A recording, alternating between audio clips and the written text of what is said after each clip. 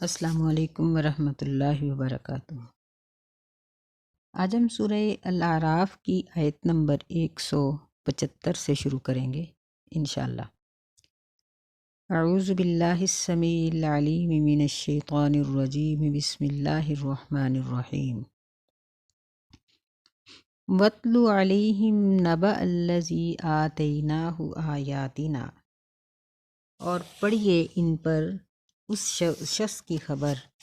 جس کو ہم نے اپنی نشانیاں یا اپنی آیات عطا کیں۔ فَانْسَلَخَ مِنْهَا، پس وہ اس میں سے نکل گیا۔ فَأَتْبَعَهُ الشَّيْطَانُ، پس شیطان اس کے پیچھے لگ گیا۔ فَكَانَ مِنَ الْغَاوِينَ، پس وہ گمراہوں میں سے ہو گیا۔ وَلَوْ شِئْنَا لَرَفَعْنَاهُ بِهَا، اگر ہم چاہتے تو ہم اس کو ان آیات کی وجہ سے، ان نشانیوں کی وجہ سے بلندی عطا کر دیتے۔ وَلَكِنَّهُ أَخْلَدَ إِلَى الْأَرْضِ، اور لیکن وہ زمین کے ساتھ چمٹا رہا۔ وَاتَّبَعَ هَوَاهُ، اور اس نے اپنی خواہشات کی پیروی کی۔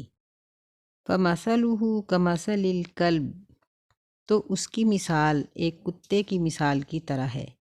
ان تحمل علیہ یلحث او تترکہ یلحث، اگر تو اس پر بوجھ اٹھائے تو پھر بھی وہ ہانپتا ہے، اور اگر اس پر بوجھ نہ اٹھائے پھر بھی وہ ہانپتا ہے۔ ذالک مثل القوم الذین کذبوا بآیاتنا، یہ ان لوگوں کی مثال ہے جنہوں نے ہماری آیات کو جھٹلایا۔ فَاقْصُصِ الْقَصَصَ لَعَلَّهُمْ يَتَفَكَّرُونَ، پس آپ ان پر واقعات کو بیان کیجئے تاکہ وہ غور و فکر کریں۔ ان آیات میں اللہ تعالیٰ نے ایک شخص کا ذکر کیا ہے۔ قرآن مجید اس شخص کے نام یا اس کی پہچان سے خاموش ہے، اور احادیث سے بھی اس کی کوئی پہچان معلوم نہیں ہوتی کہ وہ شخص کون تھا۔ اکثر مفسرین نے اس کے بارے میں یہ رائے اختیار کی ہے کہ یہ ایک صرف مثال ہے، اور مثال کو یقینی بنانے کے لیے اللہ تعالیٰ نے، کیونکہ بہت سے لوگ ایسے ہوتے ہیں، تو اس لیے فرمایا کہ اس شخص کی مثال بیان کرو۔ بعض مفسرین نے یہ بیان کیا ہے کہ یہ بنی اسرائیل کا ایک شخص تھا جس کو اللہ تعالیٰ نے بہت سی کرامات سے نوازا تھا، اور وہ بڑا زاہد و عابد تھا۔ جب سیدنا موسیٰ علیہ السلام اریحا بستی میں اترے تو وہاں کا جو بادشاہ تھا اس نے اس شخص کو پیغام بھیجا۔ اس کا نام بلعم ذکر کیا جاتا ہے۔ اس نے اس کو پیغام بھیجا کہ تم آؤ اور ان مسلمانوں کے لیے، یعنی سیدنا موسیٰ علیہ السلام اور ان کے ساتھیوں کے لیے بد دعا کرو۔ پہلے تو یہ شخص نہ مانا، پھر جب بادشاہ نے، جس کا نام بلق بتایا جاتا ہے، اس نے بہت سے انعامات و اکرامات کا وعدہ کیا تو یہ شخص لالچ میں آ گیا، اور پھر یہ آیا اور ایک پہاڑ پر چڑھا جو بنی اسرائیلیوں کے پڑاؤ ڈالنے والی جگہ کے قریب تھا۔ تو اس پر چڑھ کر وہ ان کے لیے بد دعا دینے کی بجائے دعائے برکت دینا شروع ہو گیا، لیکن دل سے کھوٹا تھا۔ دل سے وہ ان کے لیے بد دعا ہی کر رہا تھا، لیکن بظاہر اس نے یہ دیکھا کہ یہ اتنا بڑا لشکر ہے اور یہ کامیاب ہو جائے گا، تو اس نے اس لیے دعائے برکت کر دی کہ کل اگر ان لوگوں کی ضرورت پڑ گئی تو وہ ان میں شامل ہو جائے گا۔ اللہ تعالیٰ نے اس سے اپنی رحمت کو کھینچ لیا، اور اس کی وہ جو کرامتوں کا سلسلہ تھا وہ ختم کر دیا۔ بہرحال واقعہ اس شخص کا ہو یا کسی اور کا، جو بات اللہ تعالیٰ یہاں ذکر کرنا چاہتے ہیں وہ یہی ہے کہ ایسا شخص جس کو اللہ تعالیٰ نے دین کا علم دیا ہو، اور وہ اس دین کے علم پر عمل کرنے کی بجائے بے عملی اور غلط کاموں کے لیے اس علم کو حاصل کرے اور خرچ کرے، تو یعنی اس کی مثال اللہ تعالیٰ نے دی ہے کہ جب ایک شخص دین کو سیکھنے کے باوجود اس پر عمل پیرا نہیں ہوتا، بلکہ دنیا کے لالچ کی خاطر وہ اپنے اس علم کو غلط طریقے سے استعمال کرتا ہے، مثلاً بادشاہوں کے اور بڑے لوگوں کے کہنے پر یا کسی لالچ پر غلط مسائل بیان کرے، یا وہ حقیقی مسائل کو چھپا جائے، یا وہ اپنے علم کے خلاف عمل کرے،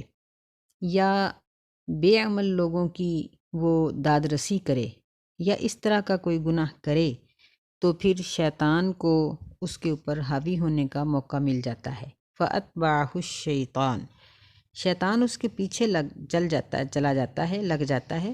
اور اس کو پھر گمراہ کرنے کا کوئی بھی موقع ہاتھ سے نہیں جانے دیتا، حتیٰ کہ وہ شخص گمراہ ہو جاتا ہے۔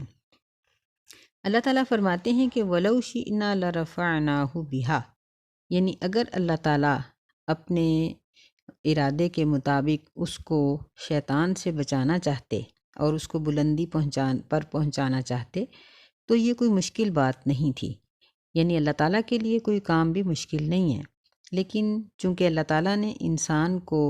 نیکی اور برائی کا اختیار دے رکھا ہے، اس لیے اللہ تعالیٰ جبراً کسی سے نیکی یا برائی نہیں کرواتے۔ تو جب اللہ نے ایسے شخص کو اختیار دیا تو وہ زمین سے چمٹ گیا،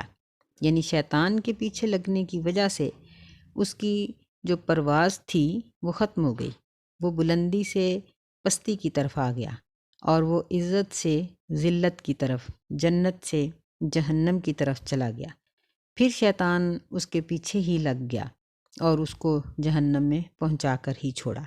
اللہ تعالیٰ نے ایسے شخص کی مثال ایک کتے کی سی دی ہے، کیونکہ کتا تمام جانوروں میں سے انتہائی حریص اور لالچی جانور ہے۔ اس کو جب مارا جاتا ہے تو یہ بھاگتا ہے، اور جب بھاگتا ہے تو پیچھے سے اس کو ایک پتھر اور مارا جائے تو یہ مڑ کے آتا ہے کہ شاید یہ کوئی ہڈی ہو، اور وہ اس کو چاٹے بغیر اور اس کو دیکھے بغیر نہیں رہتا، یعنی اس کا لالچ اور حرص اور ہوس ختم نہیں ہوتی، اور وہ ہر وقت یوں زبان لٹکائے رکھتا ہے کہ جس طرح اس کے اوپر ایک بوجھ لادا ہوا ہے۔ یعنی ایسے ہی لالچی شخص، مفاد پرست انسان دین کے کاموں کو مشکل سمجھتا ہے، اس کو نماز پڑھنی مشکل لگتی ہے، روزہ رکھنا مشکل لگتا ہے، اس کو دین کے تمام کام مشکل لگتے ہیں، اور وہ حالانکہ دنیا کے کام مشکل ترین ہوتے ہیں لیکن وہ ان کو بڑی آسانی سے کرتا ہے۔ تو اللہ نے فرمایا کہ اے میرے نبی صلی اللہ علیہ وسلم، ان کو فَقْصُصِ الْقَصَصَ لَعَلَّهُمْ يَتَفَكَّرُونَ، لوگوں کو یہ واقعہ سنا دو کہ صرف مسلمان ہونا اور علم حاصل کرنا کافی نہیں ہے، بلکہ علم کے ساتھ ساتھ عمل کرنا اور ایمان کی سیڑھیوں کو چڑھنا، یہ انسان کے لیے ضروری ہے کہ وہ سٹیپ بائی سٹیپ وہ اسلام کے کام کرے اور دین کے کاموں سے اپنے ایمان کو، اپنے اسلام کو مضبوط بنائے۔ اللہ تعالیٰ خود ہی کہتے ہیں کہ سَاءَ مَثَلًا الْقَوْمُ الَّذِينَ كَذَّبُوا بِآيَاتِنَا، کہ اس قوم کی بہت ہی بری مثال ہے جنہوں نے ہماری آیات کو جھٹلا دیا، وَأَنفُسَهُمْ كَانُوا يَظْلِمُونَ، اور وہ اپنے آپ پر ظلم کرتے تھے۔ یعنی جن لوگوں نے آیات کو سمجھا پھر ان کو جھٹلایا، یا تو عملی طور پر یا پھر اپنی زبان سے، یعنی عمل اس کے خلاف کیا یا زبان سے ہی انکار کر دیا، تو ایسے لوگوں نے اپنے آپ پر ظلم کیا، کیونکہ جہنم کا ایندھن وہ خود ہی بنیں گے۔ مَن يَهْدِ اللَّهُ فَهُوَ الْمُهْتَدِي، جس شخص کو اللہ تعالیٰ ہدایت دیتا ہے بس وہی ہدایت یافتہ ہے۔ وَمَن يُضْلِلْ فَأُولَٰئِكَ هُمُ الْخَاسِرُونَ، اور جس کو اللہ تعالیٰ گمراہ کر دیتا ہے بس یہی لوگ ہیں خسارہ پانے والے۔ یہاں یہ بات کہنا بالکل غلط ہے کہ اگر اللہ ہدایت دیتا ہے تو پھر بے نماز کا کوئی قصور نہیں، گناہ گار کا کوئی قصور نہیں، اس کا یہ مطلب نہیں ہے، بلکہ اس کا مطلب یہ ہے کہ جو اللہ تعالیٰ کے علم میں ہدایت یافتہ ہو گیا وہی ہدایت یافتہ ہے۔ ہم اگر کسی کو ہدایت یافتہ کہیں یا بہت نیک کہیں، یا ہم کسی کو اپنی زبان سے جنتی کہہ دیں تو ہمارے کہنے سے بات نہیں بنتی، بلکہ جو شخص اللہ کے علم میں ہدایت یافتہ ہے وہ ہدایت یافتہ ہے، اور جو اللہ کے علم میں گمراہ ہے چاہے ہم اس کی کتنی ہی صفتیں کیوں نہ کریں، وہ اللہ کے نزدیک ہدایت یافتہ نہیں ہے بلکہ وہ گمراہ ہی ہے، کیونکہ اللہ تعالیٰ صاحب علم ہے اور انصاف کرنے والا ہے، تو اللہ کو پتہ ہے کہ کون گمراہی کے راستے پر ہے اور کون ہدایت کے راستے پر ہے، اور جو گمراہ ہیں یہی ہیں وہ لوگ جو دنیا و آخرت میں خسارہ پا گئے۔ وَلَقَدْ ذَرَأْنَا لِجَهَنَّمَ كَثِيرًا مِّنَ الْجِنِّ وَالْإِنسِ، اور البتہ تحقیق ہم نے پیدا کیے جہنم کے لیے بہت سے انسان اور جن اور انسان، لہم قلوب لا یفقہون بہا، ان کے دل ہیں کہ وہ اس کے ساتھ سمجھتے نہیں، وَلَهُمْ أَعْيُنٌ لَا يُبْصِرُونَ بِهَا، اور ان کی آنکھیں ہیں کہ وہ اس کے ساتھ دیکھتے نہیں، وَلَهُمْ آذَانٌ لَا يَسْمَعُونَ بِهَا، اور ان کے کان ہیں اور وہ اس کے ساتھ دین کی باتوں کو سنتے نہیں، أُولَئِكَ كَالْأَنْعَامِ بَلْ هُمْ أَضَلُّ، یہ لوگ ہیں جانوروں کی مانند بلکہ جانوروں سے بھی گمراہ ہیں، أُولَئِكَ هُمُ الْغَافِلُونَ، یہی لوگ ہیں جو دین سے غافل ہیں۔ یہاں اللہ تعالیٰ کا یہ فرمان کہ ہم نے جہنم کے لیے بہت سے لوگوں کو پیدا کیا، تو اس کا یہ مطلب نہیں ہے کہ اللہ تعالیٰ نے ان کو پیدا ہی جہنم کے لیے کیا۔ اگر وہ جہنم کے لیے ہی پیدا ہوئے تو پھر ان کا قصور کیا؟ صحابہ کرام رضوان اللہ علیہم اجمعین نے بھی نبی علیہ السلام سے یہ سوال کیا تھا کہ اگر عمل کی طاقت قوت اللہ ہی نے دینی ہے تو پھر اس میں ہمارا قصور کیا کہ ہم پھر اگر کوئی شخص نماز نہیں پڑھتا تو اللہ ہی اس کو توفیق نہیں دیتا؟ نبی صلی اللہ علیہ وسلم نے فرمایا کہ یہ بات نہیں ہے، بلکہ بات یہ ہے کہ جو بھی شخص جس چیز کی کوشش کرتا ہے اللہ اس کو اس کی توفیق دے دیتا ہے۔ اب ایک شخص نیک کام کرنے کی کوشش کرتا ہے اللہ اس کو توفیق دیتا ہے، اور اگر ایک شخص گناہ کرنے کی کوشش کرتا ہے تو اللہ تعالیٰ اس کو چھوٹ دے دیتے ہیں۔ استعمال تو وہ اللہ کا دیا ہوا جسم کرتا ہے، اللہ کے جسم دیے ہوئے اور اللہ تعالیٰ کی دی ہوئی تمام نعمتوں کو استعمال کر کے وہ گناہ کرتا ہے، اور وہ اللہ کے دیے ہوئے جسم اور تمام نعمتوں کو استعمال کر کے نیکی کر کے اللہ تعالیٰ سے اجر لے لیتا ہے۔ کُلًّا نُمِدُّ ہَٰؤُلَاءِ وَہَٰؤُلَاءِ مِنْ عَطَاءِ رَبِّكَ، کہ اللہ نیک لوگوں کو طاقت اور ہمت دیتے ہیں اور برے لوگوں کو چھوٹ دے دیتے ہیں۔ اور ہم پیچھے یہ بھی پڑھا ہے کہ جب انسان پھر برائی کرتا ہے تو فَأَتْبَعَهُ الشَّيْطَانُ، شیطان اس کے پیچھے لگ جاتا ہے۔ تو اللہ تعالیٰ فرماتے ہیں کہ ہم نے ان کو دل دیے، آنکھیں دیں، کان دیے، لیکن نیک لوگوں نے کانوں سے قرآن سنا، اپنی آنکھوں سے قرآن کو پڑھا، حدیث کو پڑھا، اور اپنے دل سے اس کو سوچا اور اس کے اوپر ایمان لے آئے اور عمل کیا۔ جبکہ جو نافرمان تھے انہوں نے اللہ تعالیٰ کی دی ہوئی ان تمام قوتوں کو غلط استعمال کیا، اور دین کو سمجھنے کے لیے انہوں نے ان قوتوں کو استعمال نہیں کیا، تو یہ لوگ چار پاؤں کی مانند ہو گئے۔ چونکہ جسم اللہ ہی کا دیا ہوا ہے، یہ ساری قوتیں سننے، دیکھنے، سمجھنے کی قوتیں یہ اللہ ہی کی دی ہوئی ہیں، اس لیے اللہ تعالیٰ نے یہاں یہ بات ذکر فرمائی کہ ہم نے جو انسان پیدا کیے ان میں سے کثیر تعداد جہنم میں اپنے برے اعمال کی وجہ سے چلی گئی۔ فرمایا کہ اولئک هم الغافلون، جو دین کو سوچتے، سنتے، سمجھتے نہیں ہیں یہی لوگ غافل ہیں۔ وَلِلَّهِ الْأَسْمَاءُ الْحُسْنَى، اور اللہ تعالیٰ کے لیے بہت سے نام ہیں اچھے، فَادْعُوهُ بِهَا، پس اللہ کو انہی ناموں کے ساتھ پکارو، وَذَرُوا الَّذِينَ يُلْحِدُونَ فِي أَسْمَائِهِ، اور ان لوگوں کو چھوڑ دو جو الحاد کرتے ہیں، ٹیڑھی راہ اختیار کرتے ہیں اللہ تعالیٰ کے ناموں کے بارے میں۔ سَيُجْزَوْنَ مَا كَانُوا يَعْمَلُونَ، عن قریب ان کو اس چیز کا بدلہ دیا جائے گا جو وہ عمل کرتے تھے۔ تو اللہ تعالیٰ کا حقیقی نام ایک ہی ہے، اللہ۔ باقی جتنے بھی نام ہیں یہ سب صفاتی نام ہیں۔ تو نبی صلی اللہ علیہ وسلم نے ان ناموں کا ذکر حدیث میں 99 ناموں کے ساتھ کیا کہ اللہ تعالیٰ کے 99 نام ہیں، جو شخص ان ناموں کو پڑھے گا اور یاد کرے گا تو اللہ تعالیٰ اس کو جنت میں داخل کریں گے۔ باقی رہا مسئلہ الحاد کا۔ الحاد کیا چیز ہے؟ الحاد کا معنی ہوتا ہے ٹیڑھا رخ اختیار کرنا، ٹیڑھ اختیار کرنا، کج روی جسے کہا جاتا ہے۔ تو یعنی اللہ تعالیٰ کے ناموں کے غلط معنی اور مفہوم لینا، اس کی کئی قسمیں بن جاتی ہیں، جس میں سے ایک تو یہ ہے کہ وہ صفات جو اللہ تعالیٰ کے اندر پائی جاتی ہیں وہ ہم اللہ کے ساتھ ساتھ یا اللہ کے علاوہ دوسروں میں سمجھنا شروع ہو جائیں۔ جس طرح اللہ خالق ہے، رازق ہے، ہم کہیں کوئی اور بھی رازق ہے، کوئی اور بھی خالق ہے، یعنی اللہ سے مانگنے کی بجائے ہم کسی اور کے دروازے پر جا کر اس کو اسے خود مختار سمجھ کر اس سے ہم مانگنا شروع کر دیں، تو یہ بھی الحاد ہے کہ اللہ تعالیٰ کا جو نام ہے یا اللہ تعالیٰ کی جو صفات ہیں وہ اللہ کے ساتھ دوسروں کے اندر ڈال دیں۔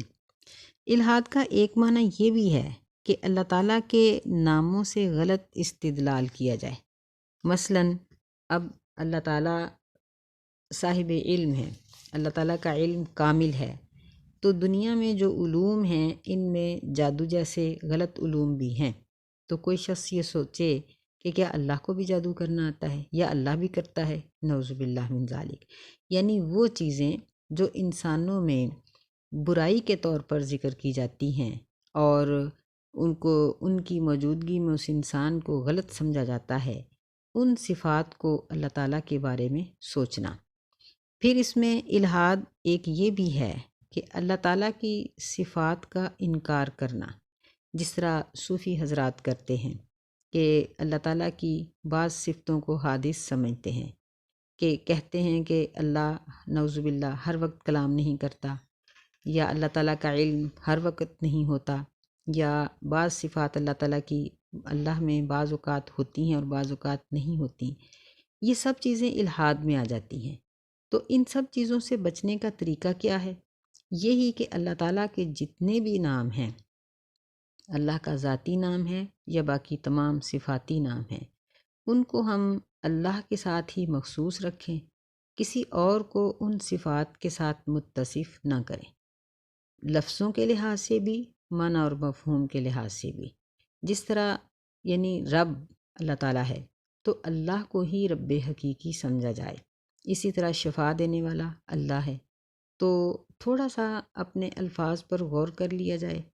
تو ہم احتیاط کر سکتے ہیں کہ مثلاً ہم کہتے ہیں کہ فلاں ڈاکٹر کے ہاتھ میں شفا ہے، یہ بات نہیں کہنی چاہیے، شفا تو اللہ کے پاس ہے۔ یہ کہنا چاہیے کہ اس سے میں نے دوائی لی تو اللہ نے مجھے شفا دی، میں فلاں ڈاکٹر کے پاس گئی تو اللہ تعالیٰ نے مجھے شفا دے دی، یا میں فلاں شخص کے پاس گئی تو اللہ نے میرا یہ کام کر دیا۔ بس تھوڑا سا بات کو بدلنے کا ہی ایک طریقہ ہوتا ہے، بات صحیح ہو جاتی ہے۔ اگر ہم بے احتیاطی کے ساتھ کریں گے تو بات بہت غلط ہو جائے گی۔ اللہ تعالیٰ نے فرمایا کہ کچھ ایسے لوگ ہیں جو اللہ تعالیٰ کے ناموں کے غلط معنی اور مفہوم لیتے ہیں اور وہ ان سے ٹیڑھے رستے اختیار کرتے ہیں، تو ان لوگوں کو ان غلط مفہوم لینے کا بدلہ دیا جائے گا، یعنی یہ بہت بڑے گناہ ہیں، یہ چھوٹی بات نہیں ہے۔ اللہ تعالیٰ کے بارے میں جب بھی کوئی بھی بات کی جائے بڑے احتیاط کے ساتھ، بڑے ادب اور احترام کے ساتھ کرنی چاہیے۔ وَمِمَّنْ خَلَقْنَا أُمَّةٌ يَهْدُونَ بِالْحَقِّ وَبِهِ يَعْدِلُونَ، اور ان لوگوں میں سے جن کو ہم نے پیدا کیا ہے ان میں ایک جماعت ایسی ہے جو ہدایت کے لیے جو حق کے لیے ہدایت دیتی ہے، یعنی حق کی راہ دکھاتی ہے اور وہ اس کے مطابق انصاف کرتے ہیں۔ یعنی ہمیشہ لوگوں کا ایک گروہ ایسا رہے گا، قیامت تک رہے گا، جو دین پر عمل کرتے رہیں گے۔ نبی صلی اللہ علیہ وسلم کی حدیث بھی ہے، آپ نے فرمایا کہ ہمیشہ میری امت میں ایک جماعت ایسی رہے گی جو دین کے اوپر عمل کرتی رہے گی، یعنی قیامت تک دین بالکل مٹ نہیں جائے گا، بلکہ ایک طائفہ، ایک فرقہ ایسا رہے گا جو دین پر عمل کرتا رہے گا۔ جب ایسا موقع آئے گا کہ وہ لوگ بھی نہیں رہیں گے تو پھر دنیا کی زندگی بھی چند دن ہی ہوگی اور وہ بڑی بڑی 10 نشانیوں کے ظاہر ہونے کے بعد دنیا اختتام کو پہنچ جائے گی۔ وَالَّذِينَ كَذَّبُوا بِآيَاتِنَا سَنَسْتَدْرِجُهُم مِّنْ حَيْثُ لَا يَعْلَمُونَ، اور وہ لوگ جن کو ہم نے اپنی نشانیاں دی ہیں عنقریب ہم ان کو اتاریں گے جہاں سے وہ نہیں جانتے ہوں گے۔ یعنی گنہگار درجہ بدرجہ جہنم کے قریب ہوتا جاتا ہے اور جنت سے دور ہوتا جاتا ہے، لیکن وہ نہیں جانتا، یعنی اس کو شعور نہیں ہوتا، وہ اپنی غفلت کے اندر ڈوبا ہوا ہوتا ہے اور اپنے دنیاوی مفاد کی خاطر وہ اللہ تعالیٰ کی آیات کا انکار کرتا جاتا ہے۔ وَأُمْلِي لَهُمْ إِنَّ كَيْدِي مَتِينٌ، اور میں نے ان کو مہلت دے رکھی ہے، بے شک میری تدبیر مضبوط ہے۔ یعنی اللہ تعالیٰ نے خود ارادتاً بغیر کسی کمزوری، بغیر کسی عجز کے ایسے گمراہ لوگوں کو مہلت دے رکھی ہے تاکہ وہ قیامت کے دن یہ بات نہ کہہ سکیں کہ ہمیں گناہ کرنے کے بعد توبہ کی مہلت نہیں دی گئی تھی۔ اللہ تعالیٰ ایسے لوگوں کو مہلت دیتے ہیں کہ یا تو وہ توبہ کر لیں یا پھر اللہ تعالیٰ کی نافرمانی کی وجہ سے اپنے عذاب میں اضافہ ہی کرتے چلے جائیں۔ فرمایا اولم یتفکروا ما بصاحبہم من جنہ، کیا انہوں نے غور و فکر نہیں کیا کہ ان کے ساتھی محمد صلی اللہ علیہ وسلم کو دیوانگی نہیں ہے۔ ان ہوا الا نذیر مبین، نہیں ہے وہ مگر ڈرانے والا ظاہری طور پر۔ یہاں پڑھنے کے لحاظ سے جب ہم قرآن مجید کی اس عبارت کو پڑھتے ہیں تو ہم دیکھتے ہیں کہ یتفکروا کے آگے چھوٹا سا ایک لفظ لکھا ہوا ہے جسے سکتہ کہتے ہیں۔ تو اس سکتہ کو قراء حضرات اس طرح سے پڑھتے ہیں کہ یہاں اس طرح سے ٹھہرا جاتا ہے کہ سانس لیے بغیر آگے چلے جاتے ہیں لیکن دیکھنے میں تھوڑی سی رکاوٹ ہوتی ہے۔ مثلاً اولم یتفکروا ما بصاحبہم من جنہ، یعنی سانس نہیں لیا گیا لیکن دیکھنے میں یوں محسوس ہوتا ہے کہ یہاں سانس لیا گیا ہے، اسے سکتہ کہا جاتا ہے۔ یہ لفظ اللہ تعالیٰ نے تنبیہاً ذکر کیا ہے کہ یہ لوگ اس بات پر غور نہیں کرتے، اس لیے یہاں یہ سکتے کی علامت لکھی جاتی ہے کہ کیا یہ بات نبی صلی اللہ علیہ وسلم کو کہتے ہوئے یہ سوچتے نہیں ہیں کہ آپ دیوانے ہیں، مجنون ہیں، نعوذ باللہ من ذالک، کہ نبی صلی اللہ علیہ وسلم کی نبوت سے پہلی 40 سالہ زندگی اہل مکہ کے سامنے تھی، پھر نبوت کے بعد 13 سال کی زندگی آپ کی ہمدردی، لوگوں کے ساتھ تعاون، لوگوں کے معاملات کی اصلاح، لڑنے اور جھگڑنے والوں کے لیے صلح اور باقی تمام باتیں اہل مکہ بہت اچھی طرح سے جانتے تھے۔ پھر جب آپ کو نبوت سے نواز دیا گیا تو نبی علیہ الصلاۃ والسلام کی تمام باتیں، آپ کے معجزات اور ایسی ایسی بہترین آیات کہ جن کا بدل کوئی انسان نہیں بنا سکا، تو اللہ فرماتے ہیں کہ کیا یہ دیوانوں والی باتیں ہیں؟ جبکہ ایک دیوانے شخص کو تو پتہ ہی نہیں ہوتا کہ اس کی زبان سے کیا نکل رہا ہے، یا وہ کیا کر رہا ہے، یا وہ کسی کے نفع اور نقصان کا کیا کر رہا ہے، وہ تو ان باتوں کو سوچتے ہی نہیں ہیں، یعنی ان سے تو اتنی بہترین کلام اور قرآن مجید کا تصور بھی نہیں کیا جا سکتا۔ تو کیا ان کی عقل یہ کام نہیں کرتی کہ یہ ایک دیوانے کے اندر اور ایک نبی کے اندر فرق محسوس کر سکیں؟ فرمایا اولم ینظروا فی ملکوت السماوات والارض، کیا انہوں نے غور و فکر نہیں کیا آسمان و زمین کی بادشاہت کے بارے میں؟ وما خلق اللہ من شیء، اور اللہ تعالیٰ نے اس دنیا میں جو کچھ بھی پیدا کر رکھا ہے کیا وہ اس پر غور و فکر نہیں کرتے؟ اگر وہ اس پر غور کریں تو اللہ کی ذات کا اقرار کر لیں، اور اگر اللہ کا اقرار کر لیں تو پھر نبی علیہ السلام کا بھی اقرار کر لیں گے، کیونکہ نبی صلی اللہ علیہ وسلم بھی تو اللہ کی پہچان کے لیے آئے ہیں نا۔ فرمایا وَأَنْ عَسَىٰ أَنْ يَكُونَ قَدِ اقْتَرَبَ أَجَلُهُمْ، اور یہ کہ قریب ہے کہ قریب آ چکی ہو ان کی اجل۔ وَأَنْ عَسَىٰ یعنی بہت قریب ہے یہ بات، أَنْ يَكُونَ قَدِ اقْتَرَبَ أَجَلُهُمْ، کہ ان کی اجل، ان کی موت یا ان پر عذاب کا وقت قریب آ چکا ہو۔ فَبِأَيِّ حَدِيثٍ بَعْدَهُ يُؤْمِنُونَ، پس وہ کس بات پر اس کے بعد ایمان لائیں گے؟ یعنی نبی صلی اللہ علیہ وسلم سے کفار مکہ اس بات کا مطالبہ کرتے تھے کہ اگر نافرمانی کرنے والوں پر عذاب آ سکتا ہے تو پھر ہم پہ کیوں نہیں آتا؟ یا پھر انتہائی ڈٹائی سے یہ سوال کرتے تھے کہ متى ہوا، کہ پھر وہ عذاب کب آئے گا؟ اللہ تعالیٰ نے جواب دیا کہ بہت قریب ہے کہ ان کی اجل ان کے قریب آ چکی ہو، لیکن یہ بتاؤ کہ موت کے آ جانے کے بعد پھر وہ کس چیز پر ایمان لائیں گے؟ من یضلل اللہ فلا ہادی لہ ویذرہم فی طغیانہم یعمہون۔ جس کو اللہ تعالیٰ گمراہ کر دیتا ہے اس کو کوئی بھی ہدایت دینے والا نہیں، اور وہ ان کو چھوڑ دے گا ان کی سرکشی میں حیران پھرتے۔ یہاں بھی یہی بات اللہ نے ذکر کی ہے کہ جس شخص کے دل کے اندر گمراہی ہے یا جو گمراہوں والے کام کر رہا ہے اور اللہ تعالیٰ کا یہ فیصلہ ہے اس کے بارے میں کہ یہ شخص ہدایت یافتہ نہیں ہے، تو پھر اس کو کوئی بھی ہدایت یافتہ نہیں کہہ سکتا۔ یعنی کسی کے ہدایت یافتہ یا گمراہ ہونے کا فیصلہ یہ اللہ کے پاس ہے، ہمارے پاس نہیں ہے۔ یسألونک عن الساعۃ ایان مرساہا، وہ سوال کرتے ہیں آپ صلی اللہ علیہ وسلم سے قیامت کے بارے میں کہ کب ہے اس کا ٹھہرنا۔ یعنی نبی صلی اللہ علیہ وسلم سے یہ پوچھتے تھے کہ آپ کہتے ہیں کہ قیامت کو حساب و کتاب ہوگا، تو پھر بتائیں کہ حساب و کتاب کیا کب ہوگا۔ یعنی مشرکین مکہ مسلمانوں کو بھی اس بارے میں بہت تکلیف دہ باتیں کیا کرتے تھے کہ جس طرح ایک صحابی نے ایک کافر سے قرض لینا تھا، تو وہ کہنے لگا کہ تم کہتے ہو نا کہ اللہ کے پاس جنت ہے، مرنے کے بعد جنت میں جائیں گے، تو چونکہ ہم لوگ دنیا میں دولت مند ہیں تو جنت بھی ہمارے لیے، جب ہم جنت میں جائیں گے تو وہاں سے تمہارا قرض چکا دیں گے۔ یعنی اس طرح کی طنزیہ باتیں کرتے تھے۔ اللہ تعالیٰ نے فرمایا قل انما علمها عند ربی، کہہ دیجئے کہ بے شک قیامت کا علم تو میرے رب کے پاس ہے۔ لا یجلیہا لوقتہا الا ہو، نہیں ظاہر کرے گا اس کو اس کے وقت پر مگر وہی، یعنی اللہ ہی قیامت کو ظاہر کرے گا۔ مطلب یہ ہے کہ کوئی تمہاری ذمہ داری نہیں ہے کہ تم لوگوں کو یہ فکر لگی ہوئی ہے کہ ہم نے قیامت کو کیسے برپا کرنا ہے یا کیا کرنا ہے، یہ اللہ کے کام ہیں سارے۔ ثقلت فی السماوات والارض،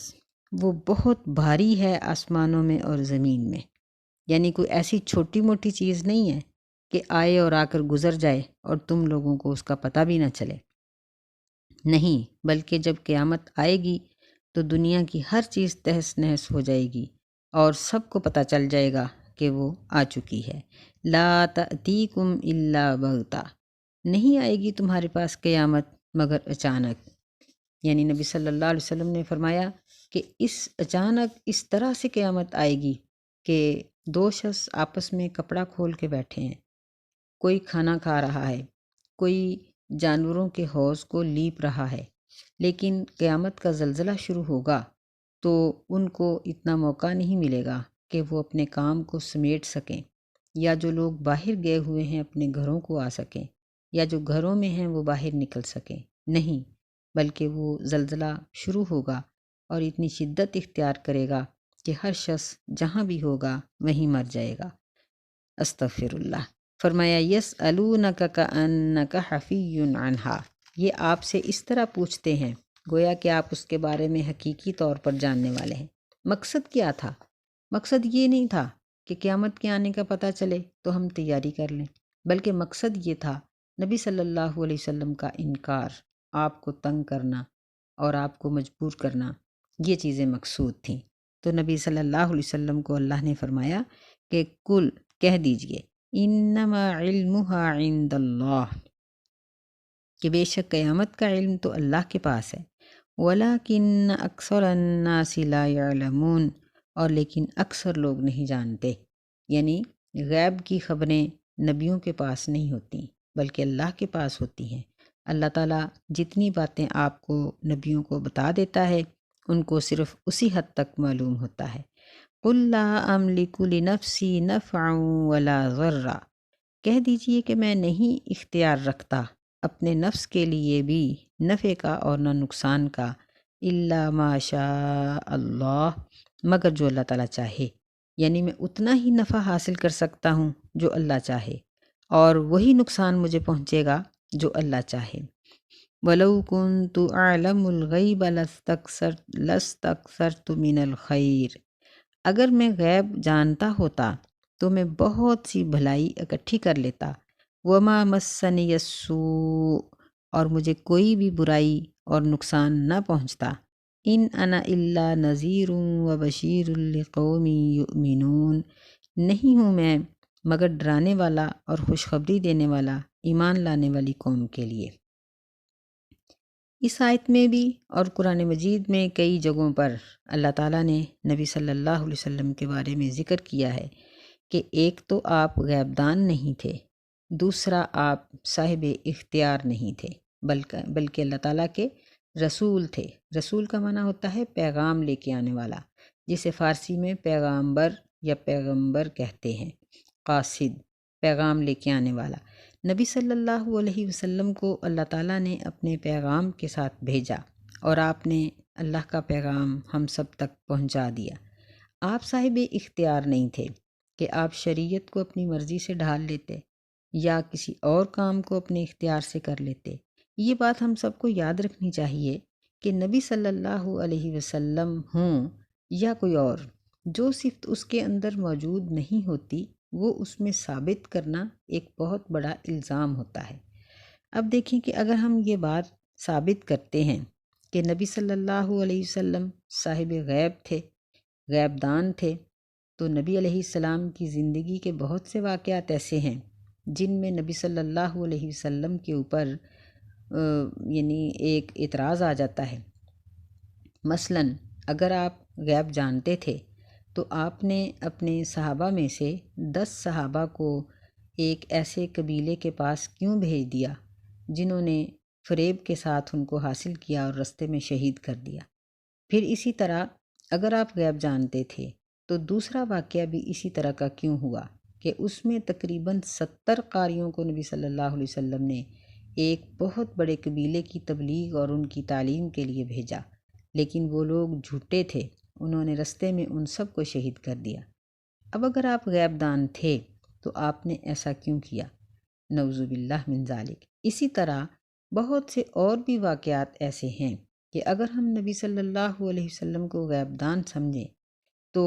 آپ کے اوپر زد آ جاتی ہے۔ اسی طرح اگر آپ کو ہم صاحب اختیار سمجھیں تو نبی صلی اللہ علیہ وسلم کے زمانے میں یا آپ کے بعد بہت سے ایسے نقصانات ہیں، صحابہ کی شہادت یا بعض جنگوں میں صحابہ کا نقصان اٹھانا، ان چیزوں میں نبی علیہ السلام پر زد آتی ہے کہ اگر آپ صاحب اختیار تھے تو پھر ان مقامات پر صحابہ کو نقصان کیوں پہنچا؟ یا جس طرح سیدنا عمر رضی اللہ تعالیٰ عنہ شہید ہوئے، سیدنا عثمان رضی اللہ تعالیٰ عنہ شہید ہوئے، سیدنا علی رضی اللہ تعالیٰ عنہ شہید ہوئے، سیدنا حسن شہید ہوئے، سیدنا حسین رضی اللہ تعالیٰ عنہما شہید ہوئے، تو اگر آپ صاحب اختیار تھے تو آپ نے ان کو کیوں نہیں بچایا؟ تو اصل بات جو ہے وہ یہی ہے کہ نبی صلی اللہ علیہ وسلم کے اندر جو صفات اللہ تعالیٰ نے رکھی تھیں وہی ہیں، انہی کو اگر ہم ثابت کریں گے تو آپ کا مقام و درجہ بڑھ جائے گا۔ اگر ہم آپ کو آپ کے مقام سے اوپر لے جانا چاہیں گے تو یہ بات نقصان دہ ہوگی، اللہ سے بھی ہم گناہ گار ہوں گے اور نبی صلی اللہ علیہ وسلم پر بھی اعتراضات آئیں گے۔ اللہ ہم سب کو سمجھنے کی توفیق عطا فرمائے۔ تو اللہ تعالیٰ ان آیات میں یہ بات ذکر کر رہے ہیں کہ ان سے کہہ دو کہ اگر اچھائی اور برائی میرے اپنے اختیار میں ہوتی تو پھر میں بہت سی بھلائی اکٹھی کر لیتا اور مجھے کبھی بھی کوئی نقصان نہ پہنچتا، لیکن ایسا نہیں، اللہ نے مجھے صرف ڈرانے والا اور خوشخبری دینے والا بنا کر بھیجا ہے، اور میں اللہ تعالیٰ کے حکم کے مطابق یہی کام کر رہا ہوں، اور کس کے لیے؟ لِقَوْمٍ یُؤْمِنُونَ، ایمان لانے والوں کے لیے۔ اللہ تعالیٰ نے قرآن مجید میں صاف طور پر ایک اور مقام پر کہا کہ آپ تو صرف ان لوگوں کو ڈراتے ہیں جو اللہ تعالیٰ سے ڈرتے ہیں، جو اللہ سے نہیں ڈرتے ان کو آپ نہیں ڈرا سکتے۔ اور بات بالکل ایسے ہی ہے کہ اگر لوگوں کو مسلمان کرنا آپ کے اختیار میں ہوتا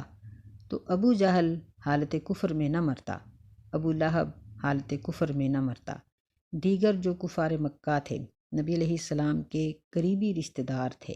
یہ لوگ حالت کفر میں نہ مرتے۔ تو ان کا حالت کفر میں مرنا ہی اس چیز کی دلیل ہے کہ آپ کا کام، آپ کی ذمہ داری صرف اللہ تعالیٰ کے احکامات کو پہنچا دینا تھا، اور وہ آپ نے کما حق کہو کر دیا۔ اللہ ہمیں سمجھنے کی توفیق عطا فرمائے۔ السلام علیکم ورحمۃ اللہ وبرکاتہ۔